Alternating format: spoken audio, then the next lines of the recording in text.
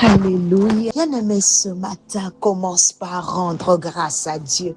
Parce qu'alors que tu n'étais encore qu'une masse informe dans le sein de ta mère, les yeux de Dieu te voyaient. Tu n'es pas le fruit du hasard. Tu n'es pas une erreur. Tu n'es pas un passe-temps. Alléluia. Tu n'es pas un vaurien. Tu n'occupes pas cette terre pour rien. Alors rends grâce à Dieu ce matin. Rends-lui grâce parce que tu es compté parmi les vivants. Rends grâce à Dieu parce que tu es une bénédiction. Quelqu'un dit, merci Seigneur parce que je suis une bénédiction. Oh non, tu n'es pas maudit. Tu es béni. Tu n'es pas un sujet de malheur. Toi qui es sous le sang de ma voix, laisse-moi te dire que tu es béni. Parce qu'avant ta naissance, avant même que tu ne sois formé dans le ventre de ta mère, ton Dieu te connaissait. Oui, il t'avait déjà établi. Resakabo Sheta, oh my God. Et avait décidé de ce que tu allais accomplir sur cette terre. Bien-aimé, n'écoute pas les paroles des hommes qui découragent. Peut-être as-tu l'impression de ne pas être aimé. Tu as l'impression que tout le monde te rejette. Tu te sens comme un sujet de honte ou d'échec. Mais laisse-moi t'annoncer ce matin que Dieu a pour toi des projets de paix et non de malheur. Oh Seigneur, merci parce que tu as des merveilleux plans, des merveilleuses pensées et de glorieux desseins pour la vie de cette personne qui est sous le sang de ma voix. Oui, bien-aimé, le Seigneur ne t'a pas envoyé dans ce monde pour rien. Il t'a créé afin que tu accomplisses sa volonté. Oh, que Dieu t'aide. Je dis que Dieu t'aide à découvrir la vision de ta vie, qu'il rende cette vision de plus en plus claire au nom puissant de Jésus, qu'aucune distraction ni aucun mauvais penchant ne t'éloigne du chemin qu'il a préparé pour toi. In the name of Jesus. Je sens la grâce de Dieu encore ce matin.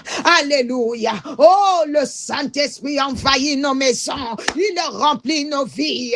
Je vois un bureau saturé de la présence de Dieu pendant que tu écoutes cet appel matinal. Je vois une chambre remplie de sa gloire. Je vois même quelqu'un qui m'écoute dans sa voiture, dans sa cuisine ou dans sa salle de bain, et Dieu est en train de lui communiquer une force nouvelle, malgré le nombre de tes adversaires, malgré les défis, malgré les situations difficiles ou désespérées que tu traverses. Dieu te donne aujourd'hui la force d'avancer. Il te dit avance, avance. Écoute-moi, bien-aimé. Je suis venu dire à quelqu'un ce matin que tu dois toujours laisser l'esprit dominer sur la chair.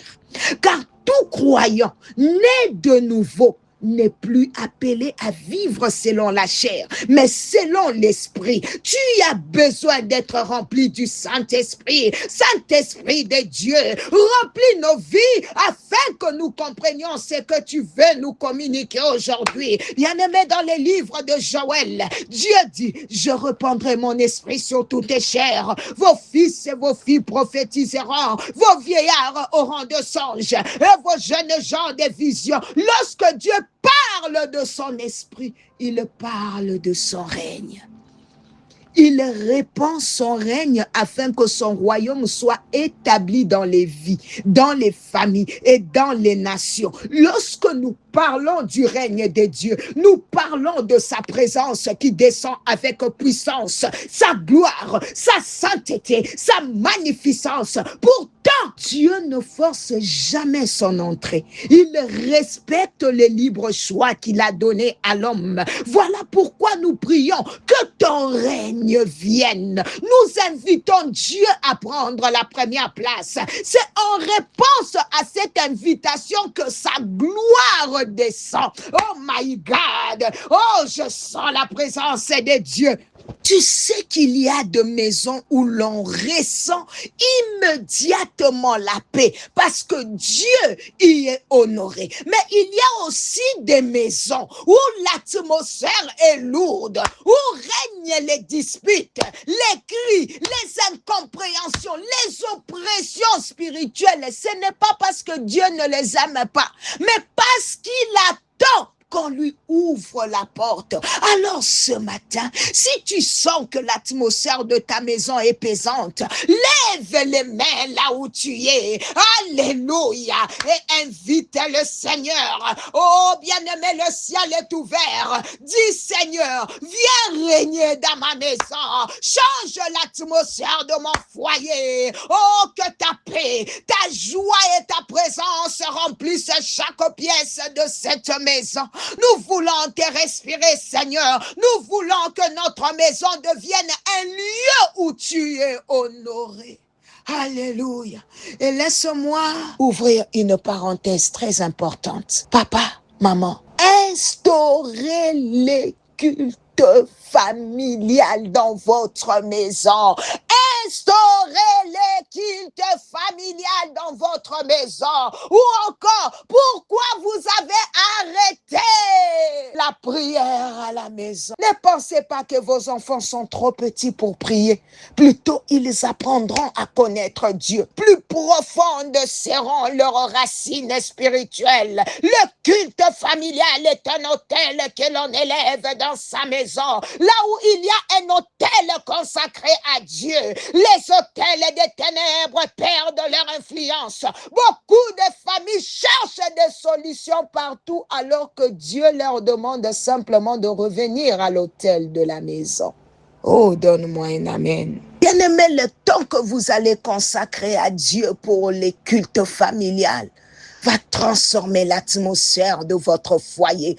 Rassemblez-vous, rassemblez-vous, lisez un passage de la parole de Dieu, chantez un cantique, partagez quelques paroles d'encouragement, puis priez ensemble. Oh my God, que chacun puisse parler, que chacun puisse exprimer ce qu'il vit, que les enfants apprennent à remercier Dieu, à demander pardon et à lui confier leur journée. C'est dans ces moments que les liens se restaurent, que les blessures se guérissent et que le cœur se rapproche. Alléluia. Mettez des cantiques de louange à la maison. La maison est trop triste. La maison est trop calme. Change l'atmosphère de ta maison, maman, en commençant la journée avec des cantiques, en mettant des cantiques qui glorifient le Seigneur. Oh my God. Bien-aimé, le culte rétablit la communion. Il rétablit le respect entre les parents et les enfants. Il restaure l'amour entre les époux. Il apprend aux enfants à dépendre de Dieu avant de dépendre des hommes. Beaucoup d'enfants connaissent les réseaux sociaux avant de connaître la voix de Dieu. Beaucoup savent utiliser un téléphone, mais ne savent pas faire une prière. Maman, lève-toi.